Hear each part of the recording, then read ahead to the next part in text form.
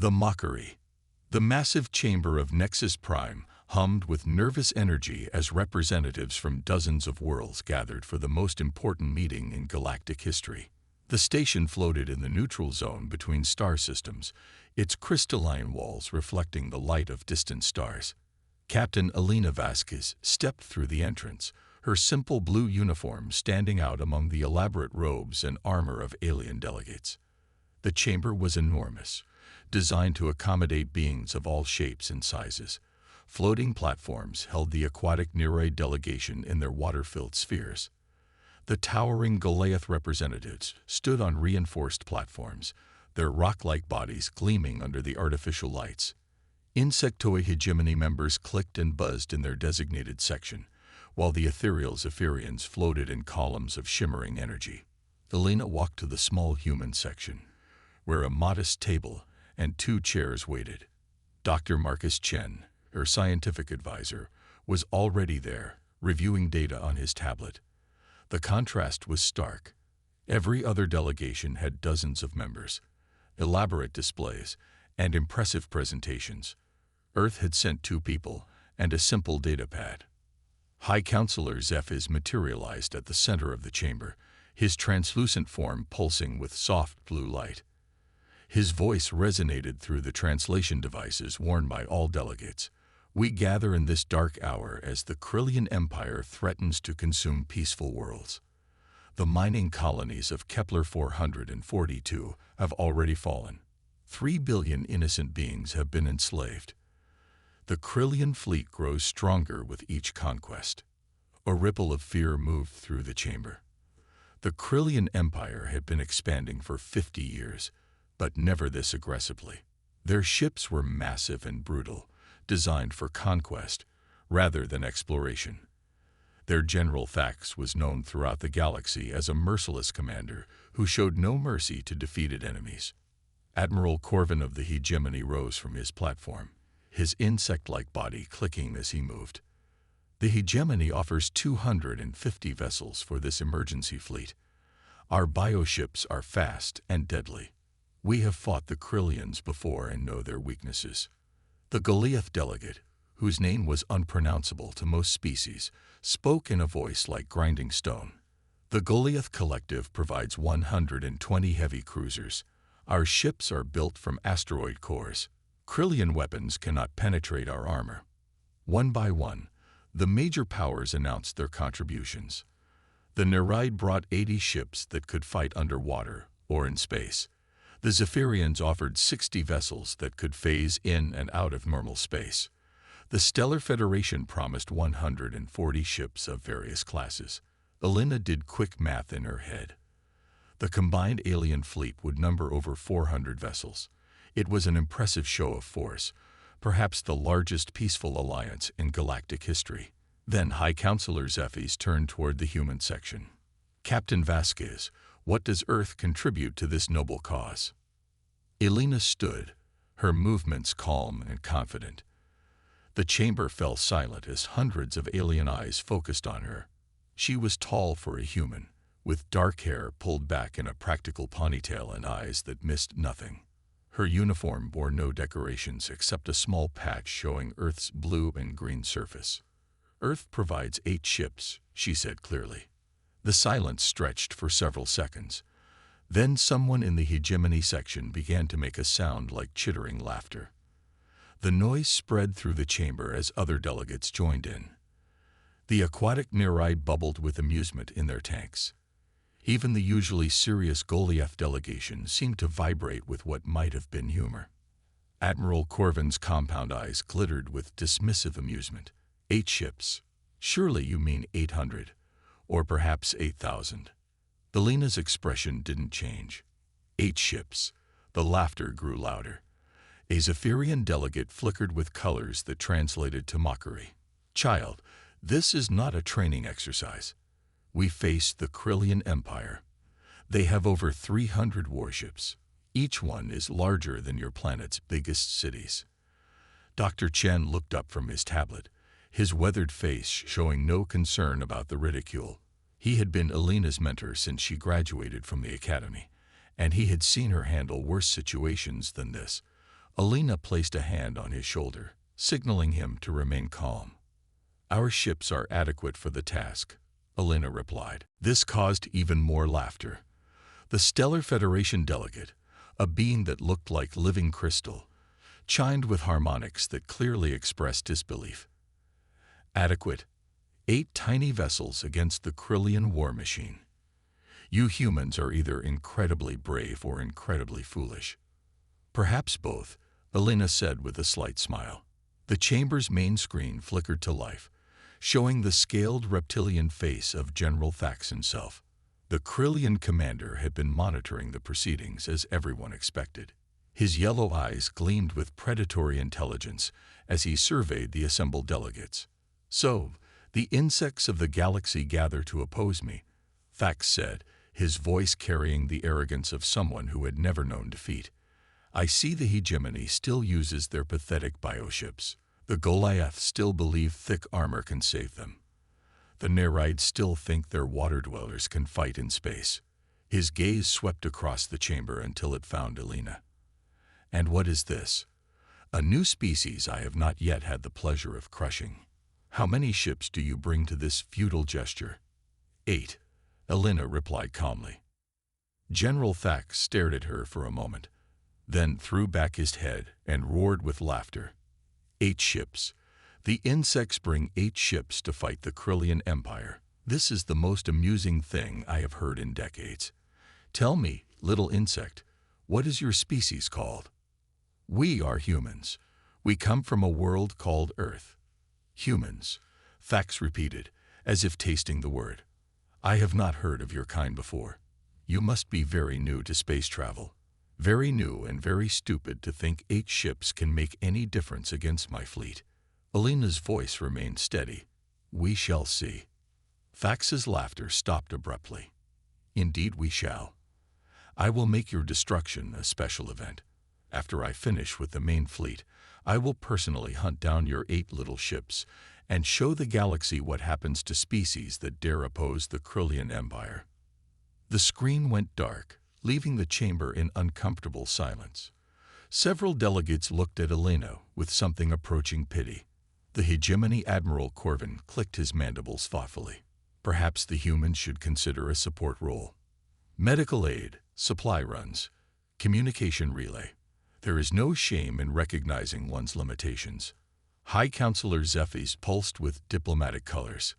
"Captain Vasquez, Admiral Corvin makes a valid point. 8 ships, however advanced, cannot meaningfully contribute to a fleet action of this magnitude. Your people are clearly courageous, but courage without strength is merely sacrifice." Alina looked around the chamber at all the alien faces. Some showed pity, others showed amusement, and a few showed outright dismissal. She had expected this reaction. Earth had been careful to keep their true capabilities hidden since making first contact 5 years ago. The galaxy saw them as a young species, barely out of their home system, with primitive technology and limited resources. "I appreciate your concerns," Alina said, "but Earth has made its decision. We will contribute 8 ships to this operation." Dr. Chen finally spoke, his voice carrying the weight of decades of scientific research. "Our ships may be few in number, but they represent the best of human engineering and innovation. We have been preparing for conflicts like this longer than you might imagine." Several delegates exchanged glances. The Zephyrians were known for their ability to sense deception, but they detected none from the humans. This only added to their confusion. How could 2 people from a backwater world be so confident in the face of overwhelming odds? The Goliath delegate's voice rumbled through the chamber. "If the humans wish to sacrifice themselves for honor, that is their choice. But do not expect us to adjust our battle plans to accommodate such a small force." "We ask for no special considerations," Alina replied. "We will coordinate with the main fleet as appropriate, but our ships will operate independently." Admiral Corvin's antennae twitched with what might have been irritation. Independent operations require extensive experience and advanced technology. No offense intended, but your species has been in space for less than a century. You lack the experience to conduct complex military operations. Elena turned to face the hegemony admiral directly. "Admiral, how long has your species been traveling between stars?" "Over 2,000 years, Corvin replied proudly. "And in those 2,000 years, how many times have you fought a war for someone else's freedom?" The question caught Corvin off guard. He clicked his mandibles several times before answering. "The hegemony has always prioritized its own interests. This is unusual for us." Elena nodded. "For humans, fighting for others' freedom is not unusual. It is who we are." High Counselor Zephy's dimmed slightly, a sign of deep thought among his species. "Captain Vasquez, your dedication is admirable, but dedication alone cannot overcome the laws of physics. The Krillian ships are simply too large and too numerous." "Size and numbers are not everything," Elena replied. "Sometimes the smallest force can achieve the greatest victory." The chamber buzzed with translation device static as delegates discussed this statement among themselves. Most seemed to view it as naive bravado from a species that didn't understand the realities of galactic warfare. Dr. Chen closed his tablet and looked up at the assembled delegates. "If I may, honored representatives, I would like to share something my people learned long ago. We have a saying. It is not the size of the dog in the fight, but the size of the fight in the dog that matters." The translation devices struggled with the idiom, producing confused chirps and buzzes. Several delegates asked for clarification, but Elena simply smiled. "You will understand soon enough." The meeting continued for several more hours as the delegates worked out coordination details, supply lines, and tactical arrangements. Elena and Dr. Chen participated when asked, but mostly they listened and observed. The alien fleet was impressive, but Elena noticed something troubling in their planning. Each species was focused on their own strengths and tactics. The hegemony wanted to use swarm attacks with their bioships. The Goliath planned to use their heavy cruisers as mobile fortresses. The Nereid wanted to employ hit-and-run tactics. The Zephyrians intended to use their phasing ability to attack from unexpected angles. It was a collection of individual strategies rather than a coordinated plan. Elena realized that despite their superior numbers, the alien fleet might face serious problems when they encountered a unified enemy like the Krillian Empire. As the meeting finally concluded, High Counselor Zephyr announced that the combined fleet would gather at coordinates near the Kepler 442 system in 72 hours. The delegates began to disperse, many casting final glances at the two humans who had somehow convinced themselves that 8 ships could make a difference. Admiral Corvin approached Elena's table as she gathered her few belongings. "Captain Vasquez, I feel obligated to offer you one final opportunity to reconsider. The Krillians show no mercy to defeated enemies. Your 8 ships will be destroyed within minutes of engaging their fleet." Elena looked up at the insectoid admiral, her eyes clear and determined. "Admiral, I appreciate your concern, but you are making one critical error in your calculations." "What error?" Elena's smile was small but confident. "You assume you know what our ships are capable of." With that, she and Dr. Chen left the chamber, leaving behind hundreds of alien delegates who were certain they had just witnessed the most spectacular example of foolish courage in galactic history. As their transport ship departed Nexus Prime, Dr. Chen finally allowed himself a chuckle. "Elena, I think we may have set expectations a bit too low." Elena gazed out at the stars, her mind already focused on the battle to come. "Marcus, in 72 hours, the galaxy is going to learn something new about humanity. I just hope we're ready for what comes after." Behind them, the great station of Nexus Prime continued its slow rotation, its occupants unaware that they had just witnessed the prelude to one of the most significant battles in galactic history. The laughter and mockery would soon turn to something very different. The countdown had begun. The revelation. 72 hours later, space near the Kepler 442 system buzzed with activity as the largest peacekeeping fleet in galactic history assembled. 426 ships from a dozen different species formed a massive formation that stretched across thousands of kilometers. The hegemony bioships pulsed with bioluminescent patterns. The Goliath heavy cruisers hung in space, like floating mountains. The Nereid vessels sparkled with the light of their internal oceans, while the Zephyrian ships flickered in and out of visible spectrum. Admiral Corvin stood on the bridge of his flagship, the Swarm Queen, watching the tactical display with satisfaction. Launch reconnaissance drones. I want to know the exact position and strength of the Krillian fleet before we engage. The bioengineered drones, each one a living creature bred for space reconnaissance, streaked toward the inner system. Within minutes, they began transmitting data that made even the experienced admiral's compound eyes widen in surprise. "Sir," his communications officer clicked urgently, "the Krillian fleet is larger than expected. We count 287 vessels, including 15 dreadnoughts." "Terran Defiance, ready," came the crisp voice of Captain Rodriguez. "Terran Valor, standing by," reported Commander Kim. One by one, all 8 ships confirmed their readiness. Each vessel was identical in size, roughly 300 meters long, but their sleek design made them appear smaller. No external weapons were visible, no obvious armor plating, no massive engine arrays. To casual observation, they looked more like luxury yachts than warships. "RIA, what's the status of the Allied fleet?" Sarah asked. The artificial intelligence that coordinated the human fleet responded instantly, her voice carrying subtle emotional inflections that marked her as truly advanced. "All Allied vessels are in position, Commander. They appear confident but somewhat disorganized. I count 47 different communication frequencies and at least 12 distinct tactical approaches."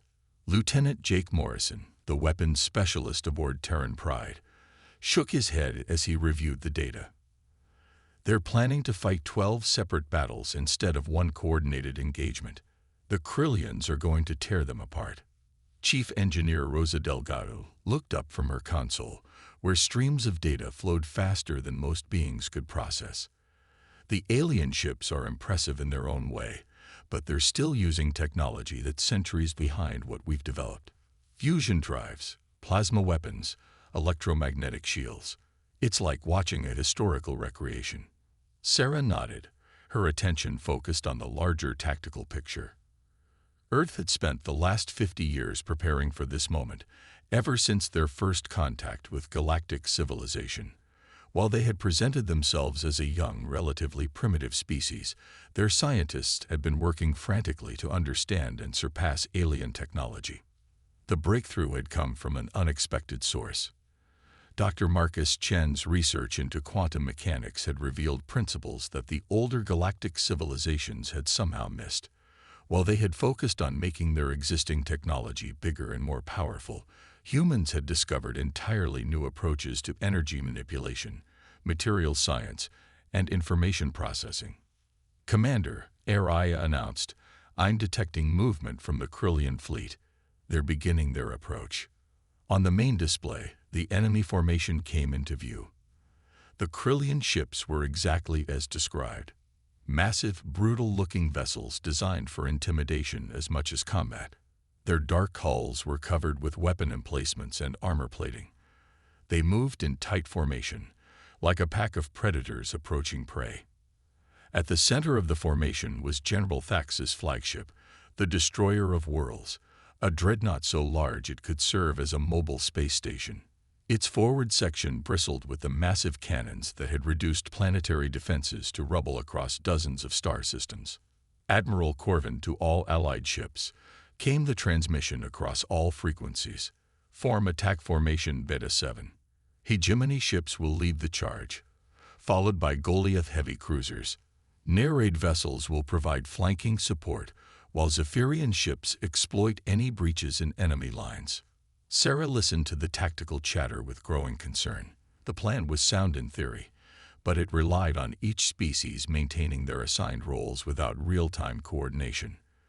The moment something went wrong, the formation would collapse into chaos. "Should we join the main formation?" asked Jake. "Negative," Sarah replied. "We'll observe the initial engagement and assist where needed." The two fleets approached each other across the void, their courses converging toward a point that would mark the beginning of battle. The alien ships moved with impressive precision, their formations maintaining perfect spacing despite the complexity of coordinating so many different vessel types. General Thax appeared on all communication channels, his reptilian features twisted with confident arrogance. So, the insects of the galaxy finally show their stings. I count over 400 vessels. Impressive. It will make your defeat all the more satisfying. Admiral Corvin's image appeared on a split screen, his compound eyes glittering with determination. General Thax, you have committed crimes against peaceful species across this sector. Surrender now, and your crews will be treated according to galactic law. Thax's laughter echoed across space. The only law I recognize is the law of strength. And today, you will learn why the Krillian Empire rules this sector of space. The first shots came from the Krillian fleet. Massive energy beams lanced out across thousands of kilometers, targeting the leading hegemony bioships. The alien vessels' shields flared as they absorbed the impact, their organic hulls rippling with bioluminescent patterns that indicated stress but not critical damage. The Allied fleet responded with their own barrage.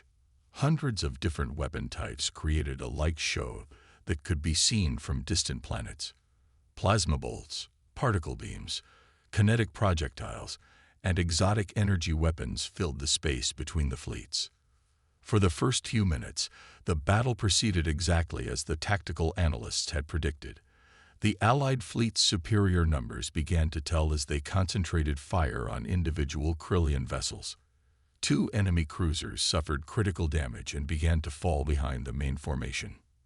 Then General Thax revealed why he was considered one of the galaxy's most dangerous military commanders. All ships execute maneuver Crushing Fist, he ordered. The Krillian formation suddenly contracted, pulling their damaged ships into protected positions while their heaviest vessels moved to the front. Instead of trying to engage the entire Allied fleet, they focused their overwhelming firepower on the leading edge of the enemy formation.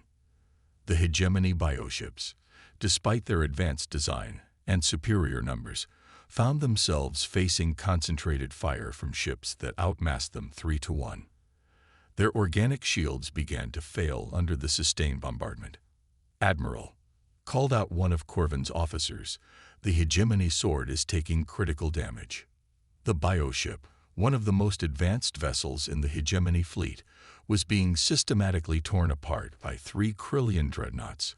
Its living hull tried to repair itself even as energy beams carved through its structure. Admiral Corvin watched in horror as his formation began to crumble.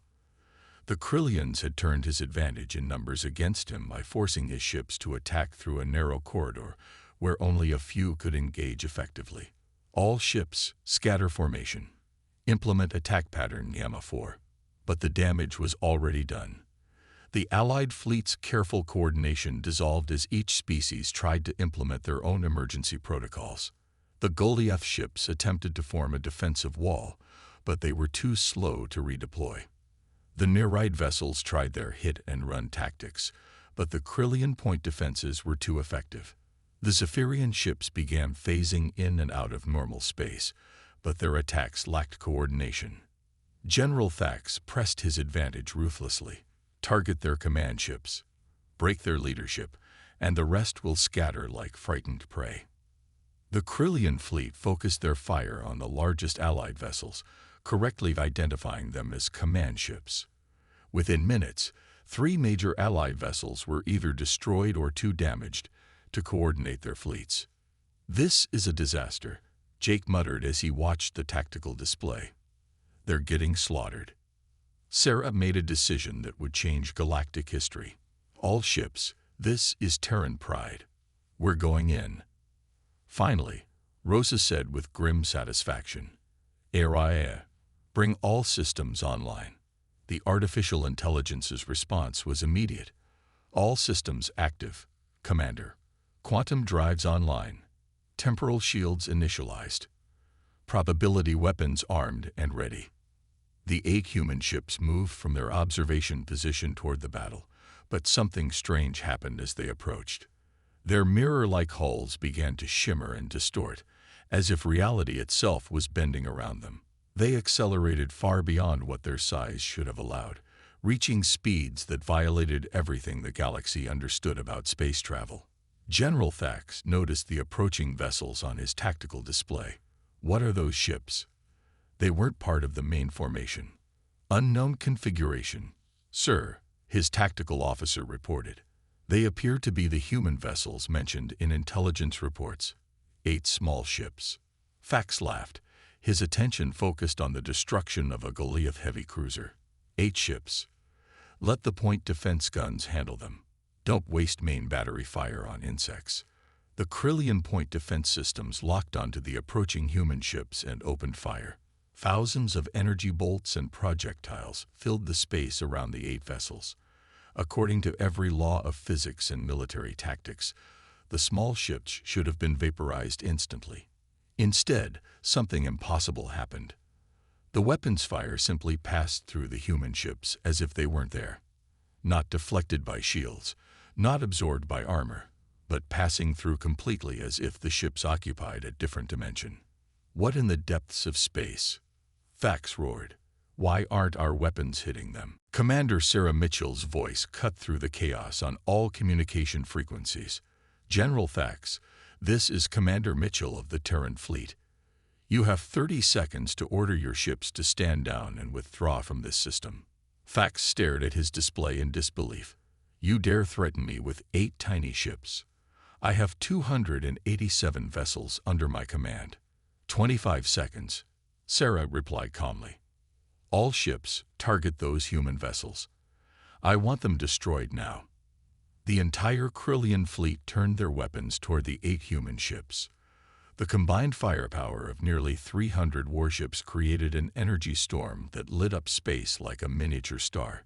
The amount of destructive force concentrated on those 8 vessels could have shattered moons. When the light faded, the human ships remained exactly where they had been, completely undamaged. Impossible, whispered Admiral Corvin from his damaged flagship. Nothing can survive that much firepower. Sarah's voice remained steady. Time's up, General. What happened next would be discussed in military academies for centuries to come. The 8 human ships, moving as if choreographed by a single mind, spread out in a formation that seemed to encompass the entire Krillian fleet. Then they began to demonstrate technology that redefined what was possible. Terran Pride fired what appeared to be a single small projectile toward the Krillian flagship. The projectile was no larger than a coin, but as it traveled through space, it seemed to multiply. By the time it reached the destroyer of worlds, it had become a stream of thousands of micro-projectiles, each one moving at a significant fraction of the speed of light. The projectiles didn't impact the ship's hull. Instead, they passed through the armor as if it didn't exist and began systematically dismantling the vessel from within. Weapons systems failed, engines went offline, life support flickered, and artificial gravity cut out. Within seconds, the most powerful dreadnought in the Krillian fleet was a helpless hulk drifting in space. The other human ships opened fire simultaneously. Their weapons defied classification. Beams that seemed to exist in multiple dimensions, projectiles that arrived before they were fired, energy fields that selectively targeted specific ship systems while leaving the crew unharmed. The Krillian fleet, which had been dominating the battle mere minutes before, found itself completely helpless. Ship after ship suffered the same fate as the flagship. Total system failure without hull breach. It was as if the human weapons were designed specifically to disable rather than destroy. All Krillian vessels. This is Commander Mitchell, Sarah announced. Your weapons and propulsion systems have been disabled. Your crews are unharmed. You have 1 hour to abandon your ships before we destroy them completely. General Thax, trapped on his powerless flagship, stared at his dead control panels in shock. How? How is this possible? Your species has been in space for less than 2 centuries. Dr. Marcus Chen's voice came over the communication system, carrying the patient tone of a teacher explaining something to a slow student. General, you made the same mistake that many others have made. You assumed that time and space equals advancement in technology. Humans have a saying, necessity is the mother of invention. When we learned about the conflicts in this galaxy, we didn't just build bigger guns, we reinvented the very concept of warfare. Admiral Corvin, watching from his damaged bridge, managed to find his voice. Commander Mitchell, your ships, they're using technology we've never seen before. How did you develop such capabilities? Sarah's response was heard across the entire battlefield. Admiral, every species in this galaxy has spent thousands of years perfecting variations of the same basic technologies. Bigger ships, more powerful weapons, stronger shields. You've been trapped in a cycle of incremental improvement. And humans? Corvin asked. Humans approached the problem differently. Instead of making our ships immune to damage, we made them immune to being in the same dimensional space as incoming weapons. Instead of building bigger guns, we built weapons that attack the quantum structure of matter itself. Instead of stronger armor, we developed temporal shielding that exists slightly ahead of normal time. The implications hit the assembled fleets like a shockwave. The humans hadn't just built better versions of existing technology. They had developed entirely new principles of physics that made conventional warfare obsolete. Aria's voice cut through the stunned silence. All Krillian personnel have 60 minutes to abandon their vessels. After that time, we will demonstrate what our weapons can do when not set to disable-only mode. The evacuation began immediately. Krillian escape pods launched from ships across the fleet as crews abandoned vessels that had been rendered completely helpless. General Thax himself was among the last to leave, his pride warring with his survival instinct until the very end. As the evacuation concluded, the 8 human ships repositioned themselves around the abandoned Krillian fleet. What followed was a demonstration of controlled destruction that left every observer speechless. The human weapons fired again, but this time they weren't set to disable. The Krillian ships simply ceased to exist, not exploded, not vaporized, but literally removed from reality as if they had never been there. The space they had occupied was left completely empty, without even debris to mark their passing. Holy depths, whispered one of the narrate observers. They didn't destroy those ships. They erased them. Commander Sarah Mitchell's image appeared on screens throughout the Allied fleet. Behind her, the bridge of Terran pride hummed with technology that seemed almost alive, displaying information in ways that defied conventional understanding. Attention all Allied vessels, she said. The immediate threat has been neutralized. Krillian forces have been disbanded, and their leadership will face trial for war crimes. The people of Kepler 442 are free. Admiral Corvin found his voice first. Commander, how long has Earth possessed this technology? Sarah exchanged a glance with Dr. Chen, who nodded slightly. Admiral, Earth has been preparing for galactic conflicts since our first contact with your civilizations 5 years ago. We observed the political situation, analyzed the technology, and realized that conventional approaches would not be sufficient to ensure peace. So you developed quantum warfare capabilities in 5 years. The question came from the Zephyrian delegate, his voice carrying harmonics of disbelief. Dr. Chen stepped forward, his elderly face showing a mixture of pride and concern. Not developed, Admiral. Discovered. The principles we use today have been hiding in plain sight for millennia. Every species in this galaxy missed them because you were focused on scaling up existing technology rather than exploring fundamental alternatives. The implications of this revelation sent shockwaves through the assembled fleet. Every military doctrine, every strategic assumption, every balance of power in the galaxy had just become obsolete. Earth, the species that had been mocked as primitive and inexperienced, possessed technology that made them effectively invincible in conventional warfare. High Counselor Zeph is materialized as a hologram on the main communication channel, his ethereal form pulsing with colors that indicated deep contemplation. Captain Vasquez, Dr. Chen, The Galactic Council will need to discuss the implications of what has occurred here today. Elena Vasquez appeared alongside Sarah and Marcus, her calm demeanor